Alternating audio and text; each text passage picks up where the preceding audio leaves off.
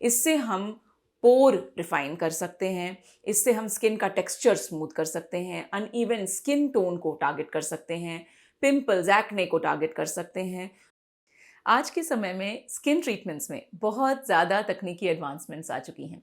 कुछ ही सेशन में हम आपकी स्किन में एक बहुत ही ब्यूटीफुल चेंज ला सकते हैं। ऐसे 2 ट्रीटमेंट्स मैं इस वीडियो में डिस्कस करूंगी।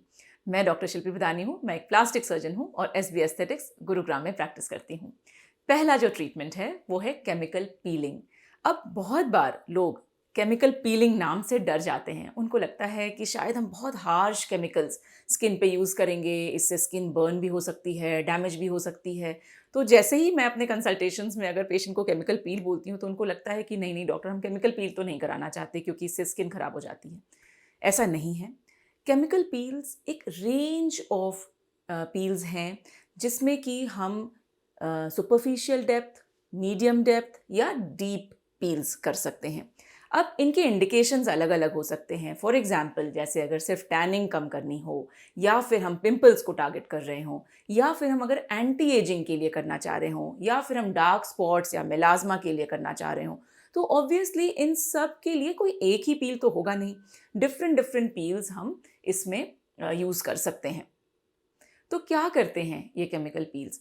तो बेसिकली जो मेन काम होता है इन पील्स का वो ये है कि ऊपरी लेयर जो है स्किन की वो निकालने का काम होता है।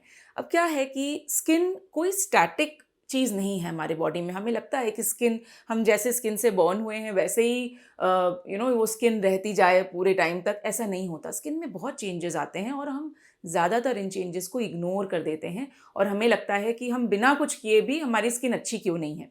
तो हमें ये समझना होगा कि स्किन की भी अपनी ज़रूरतें हैं और राइट टाइम पे वो पूरी होनी चाहिए अगर आपको अच्छी स्किन चाहिए तो ऑब्वियसली जब हम जैसे जैसे टाइम बीतता है तो डेड सेल्स की लेयर जो है वो स्किन पे जम जाती हैं और हम कोई भी प्रोडक्ट्स लगा रहे हो चाहे वो कितने महंगे ही क्यों ना हो, वो राइट लेयर तक नहीं पहुंचते।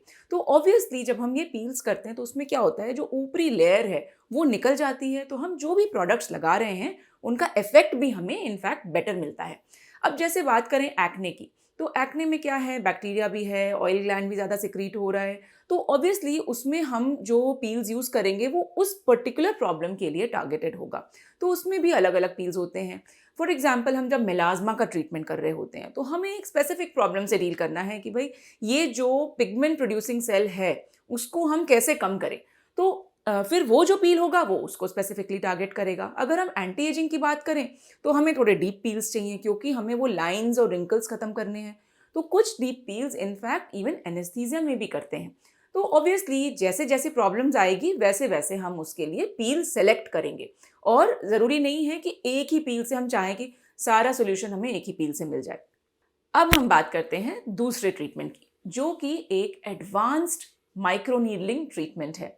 अब माइक्रोनीडलिंग सबको पता है क्योंकि उन्होंने इतनी रिसर्च कर ली होती है, उनको पता है कि डॉक्टर हमें माइक्रोनीडलिंग करानी है और हम इस तरीके की माइक्रोनीडलिंग करवाना चाहते हैं।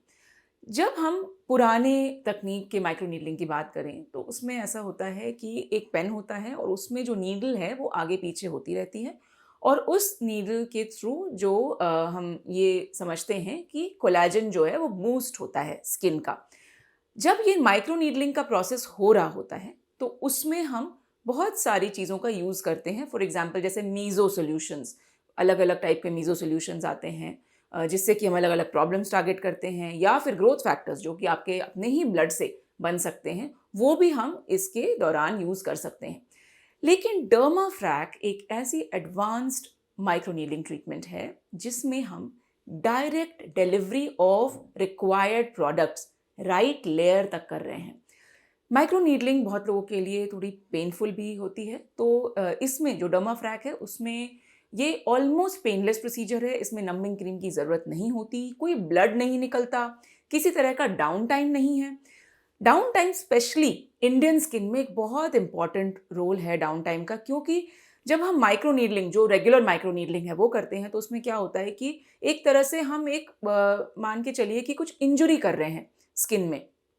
कुछ लोगों की स्किन इससे रिएक्ट करती है, इससे हमें हाइपर पिगमेंटेशन मतलब काले निशान पड़ सकते हैं अगर हम प्रॉपर केयर नहीं लें इसके बाद। तो इनफैक्ट स्किन को इवन पहले से प्रिपेयर भी करना चाहिए इस प्रोसेस के लिए।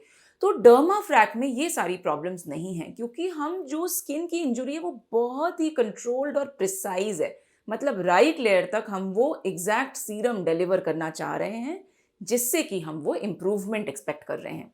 इससे हम पोर रिफाइन कर सकते हैं, इससे हम स्किन का टेक्सचर स्मूथ कर सकते हैं, अनइवन स्किन टोन को टारगेट कर सकते हैं, पिंपल्स एक्ने को टारगेट कर सकते हैं, तो ओवरऑल रिजुवनेशन कर सकते हैं। इसमें एक रेंज ऑफ सीरम्स अवेलेबल हैं हाइड्रेशन के लिए, एक्ने को टारगेट करने के लिए, लाइटनिंग के लिए। तो अलग अलग तरीके के सीरम्स इसमें अवेलेबल हैं। ये जो कार्ट्रिज है वो patient specific single use cartridge आता है और उसी के थ्रू हम ये सीरम डिलीवर करवाते हैं। करीब करीब 40 से 45 मिनट का ट्रीटमेंट है। और जैसे जैसे हम 2-3 सेशंस करते हैं, ज़्यादातर पेशेंट्स ने हमें बताया है 2 to 3 सेशंस में उनको एक रिमार्केबल इम्प्रूवमेंट मिलती है। अब हम जब बात करते हैं स्किन ट्रीटमेंट की, तो फिर कस्टमाइजेशन का रोल है। जैसे कि ज़रूरी नहीं है कि हमने 6 सेशन सिर्फ डर्माफ्रैक के किए। अगर कोई एक स्पेसिफिक प्रॉब्लम है तो हम उसमें ऐसा भी कर सकते हैं कि कॉम्बिनेशन ट्रीटमेंट, मतलब हम केमिकल पील से शुरू कर सकते हैं, उसके बाद 2 सेशन जैसे डर्माफ्रैक के कर दिए, लेज़र टोनिंग में स्विच कर गए, डायमंड ग्लो कर दिया। तो ऑब्वियसली जब हम कॉम्बिनेशन ट्रीटमेंट करते हैं तो आपको हर एक का एडवांटेज मिलता है।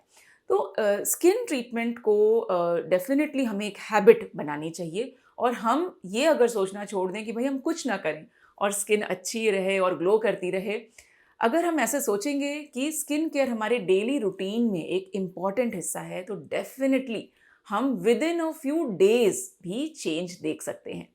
आई एम श्योर इसके बाद आपके क्वेश्चंस ज़रूर होंगे। आप हमें अपने क्वेश्चंस कमेंट बॉक्स में लिखिए, हम उनका जवाब देंगे। अगर ये वीडियो पसंद आए तो आप इसको लाइक और शेयर करना ना भूलें।